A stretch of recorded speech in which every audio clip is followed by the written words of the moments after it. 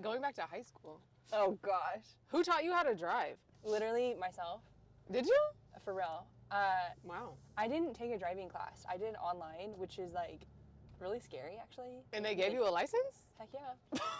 What the heck? Only in yeah, Texas. literally my mom. And we would just drive. And I would tell her everything that was going on in my life. Nice. Yeah. So my follow-up question is, how were the rides home with your parents after like games? Or just in general? Because I feel like car time, with teenagers especially, is so sacred with parents. Yeah, for real. Early on in like middle school and high school, maybe my freshman year of high school, my dad just like took it too serious. Like, you know, I could have 20 points, 10 rebounds. He's like, you missed that one freaking layup. Mm-hmm. And so I actually stood up to him one day in a very dramatic way. In fact, I was going to Liberty Christian and we had lost to Prestonwood. This was your freshman year? And while he was driving, I opened up the car door. And I was like, I will jump out of this car. Are you serious? Yeah, it was crazy. You opened the car door, girl. You have always been fearless. Quite literally. So from then on, he started writing what he wanted to say to me on a note card. And he would just hand it to me. And some days, if I was just like really upset with however the game went, I wouldn't read it. But then I would come back to it later and read it. And some days I would actually read it and be like, okay, he's right. Like, I need to play better defense here, or, yeah. That is genius. Yeah. Every parent should take heed. Yeah.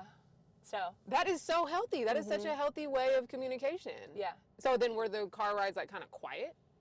Yeah. Even if he was right, I just didn't want to hear it. Right. Like, especially right after the game. Yeah. Like, I just did not want to hear it. And even if his approach was trying to, like, be sweet to me, I didn't care. Like, I just don't want to hear it. Right. And so that's why he did the note card. I still have one.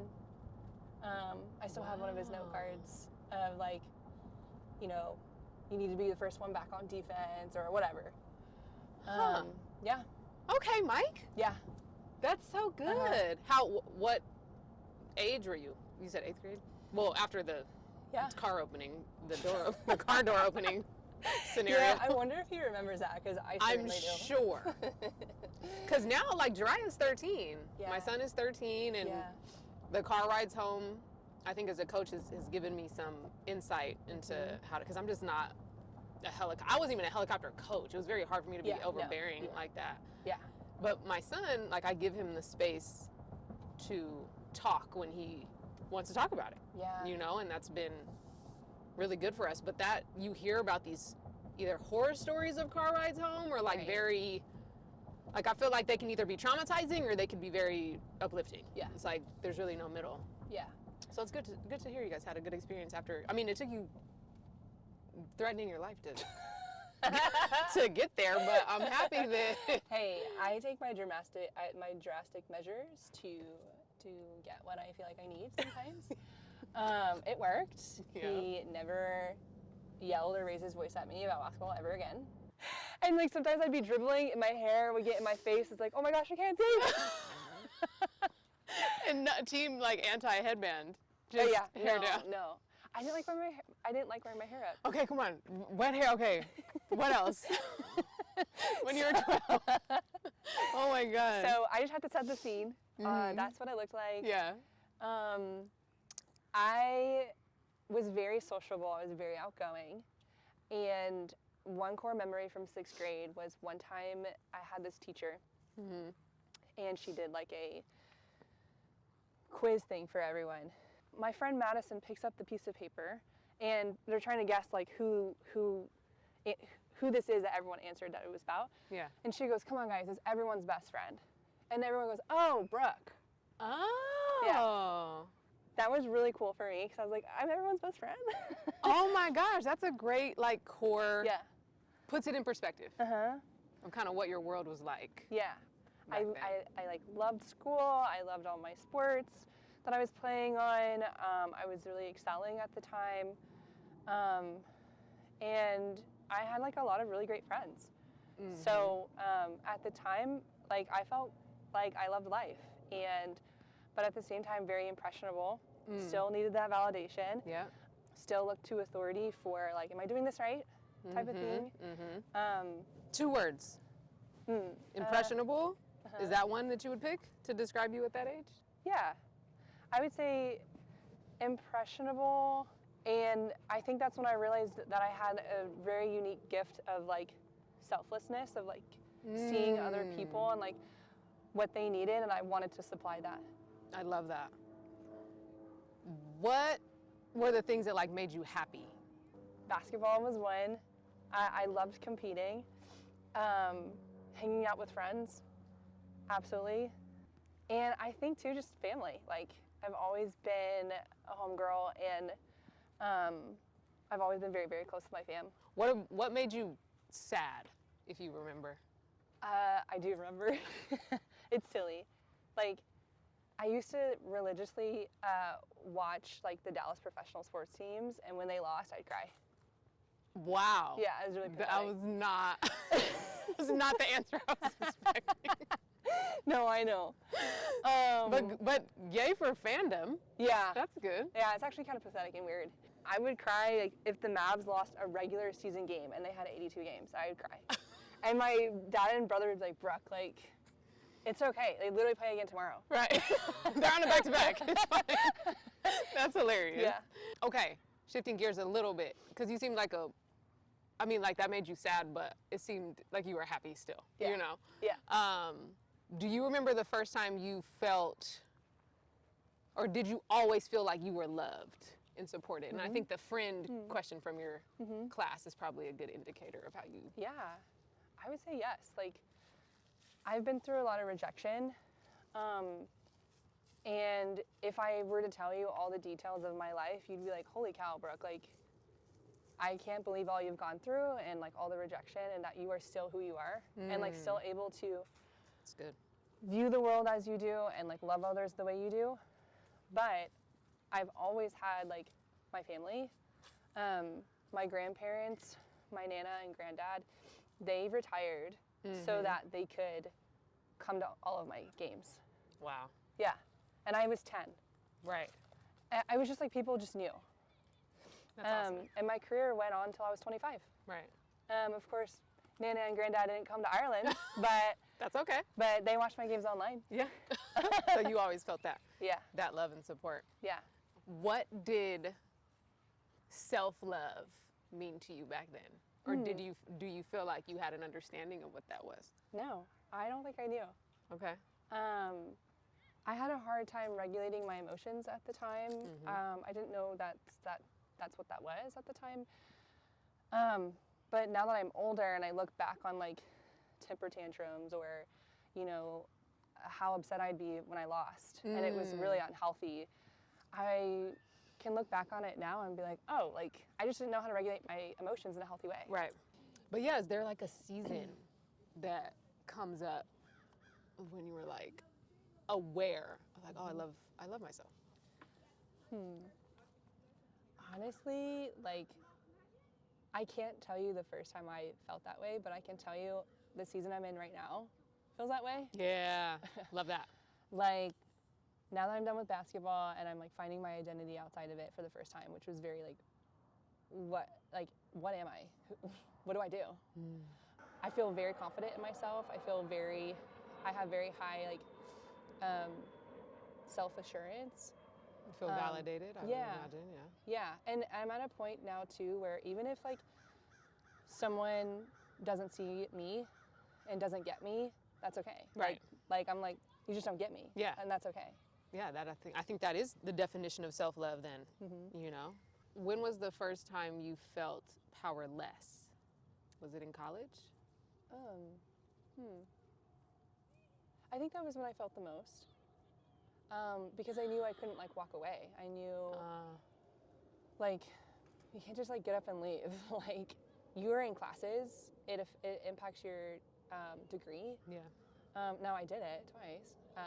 I did try, but I always felt like this is just not for me. Like this environment I'm in, I know it's not the best for me. Like I know I cannot be the best here because I don't feel like I'm like-minded with the people I'm surrounded with. Right. And so I just kept trying and trying to seek that, and I just never found it in college.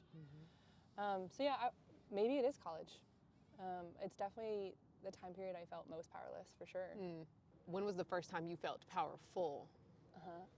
Because I feel like you know your power now. Yeah. But can you remember when you were like, oh, like you were aware of like, oh, I have this power in me? I think it was when I decided to speak up. In college. Yeah. Right, yeah. So there was a time when I got kind of ambushed in the hallway by my coach.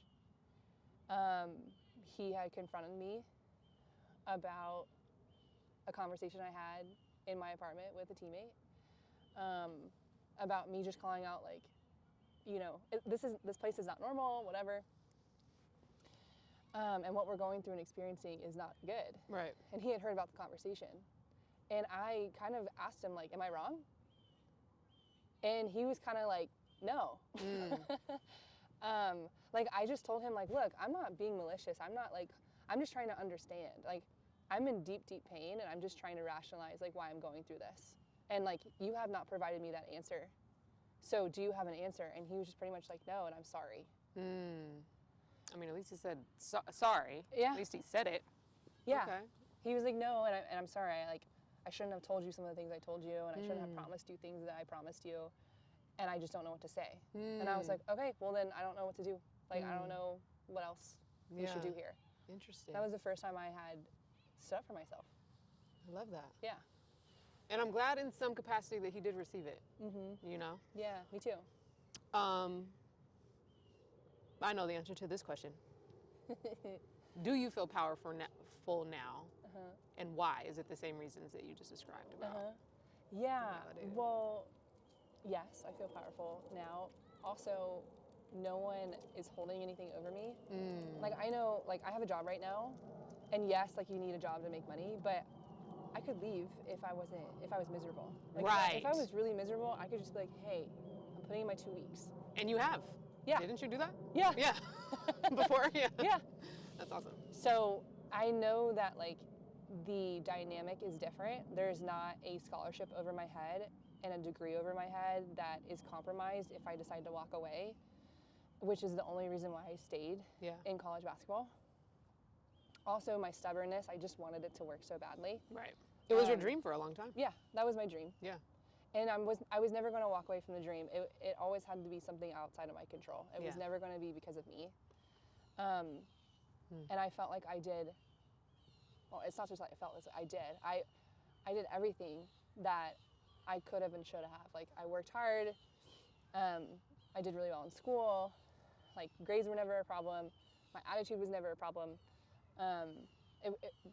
The issue was never going to be because of me. Yeah. Like, I would go to the gym and shoot 1,000 shots at midnight. Right. Like, I knew I was in peak shape.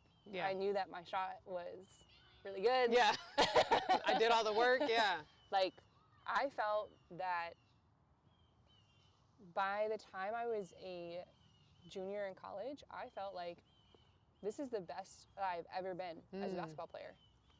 And if my coach doesn't want to use that, that's on them. Right. Like, that's not because of me. Right. You at 12, you at 16, you now. Describe yourself in 2 words now.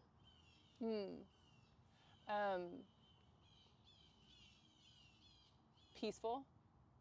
Like, there's like a calmness to me now. And, ooh, it's hard to only pick 2. 'Cause I normally do 3, but I'm like, I don't want to do 3. Yeah. I want to do 2. No, I feel you. And, like, hopeful. Like, like I had some dreams that were killed, but I've been able to dream new dreams. This is so good. I have to say, because I have one more question, but like, I'm so proud of you. Thank you. My mom told me something when I was probably your age, a little younger. And she said, I was moving away. And she said, you're going away, but if you ever forget who you are, come home and I'll remind you. And our team was solid. The personalities on our team were very solid. We had a very solid group core. But you were the one who I'm like, this girl knows who she is. Yeah. And so I love that even you going through your trauma and feeling like you lost your voice, or feeling having to go through the depression and just the being diminished, or somebody trying to, the fact that you could come back to you. Yeah. You know what I mean? Like, you were never lost, you know? And I think that that's something that you always had. And so I'm just so proud that, I love that you're saying hopeful, because it's like, you're still starting. Oh, you know what I mean? Like, you're still starting. I love it. Yeah. So super proud of you. So last question. Brooke Lynn, in 20 years, what?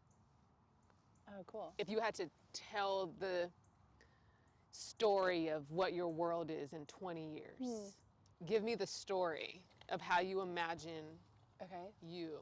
Yeah, I see myself being like a mom to my kids, and I guess at that point, like, if they're athletes, I know how to navigate that.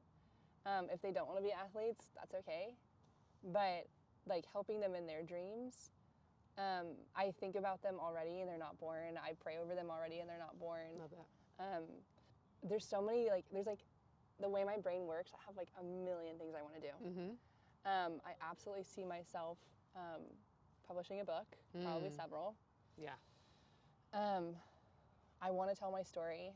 I can tell that when I share details of my story with people, they feel so moved and impacted, and it changes the path that they're on. Like, they want to live better. And I know if I have that impact on just the handful of people who know me intimately, like, if I were to publish that in a book, and if God gave me the platform for that to reach thousands and maybe millions, and like, that's what I see myself doing. You in 20 years, 2 words. Describe yourself in 2 words in 20 years. I would think that I'd be wise, like, even deeper discernment than I've ever had, and like, joyful. Yeah. So good. That's so good. I guess you could call it chance, but we know it's more than that. It's like